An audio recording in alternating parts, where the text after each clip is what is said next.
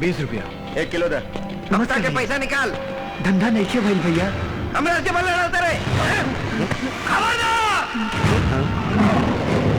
क्या है रे तू?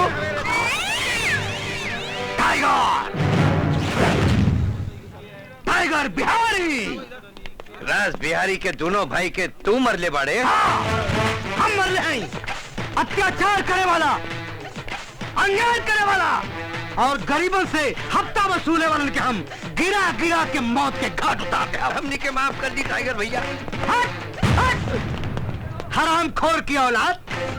अरे साले एक बात बताओ, ठंडी में, बारिश में, कड़ी धूप में ये बेचारा गरीब मजदूर लोग 4 पैसा कमा ले और उस 4 पैसा के तू साला हरामजादा अपने बाप के माल समझ के साले वसूली करता रहा। ना छोड़ा, ना छोड़ा, एक एक के कदम साले मदर जा।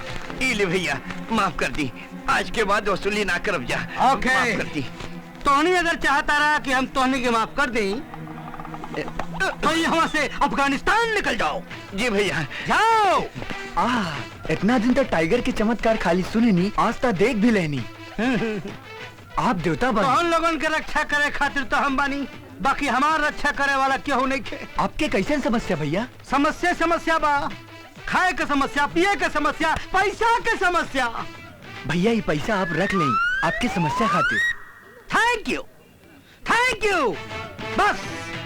बस तोहन लोगन हमारा ऐसे ही सेवा करत रहा। हम यूपी बिहार से गुंडा बदमाश लूंगा लफट्टा के बाहर निकाल दे। आप एक बार तो लोगों हमके आवाज था, mister tiger, tiger mister India बनकर आई तो लोगों का रक्षा करी। टाइगर जिंदाबाद, टाइगर जिंदाबाद, टाइगर जिंदाबाद।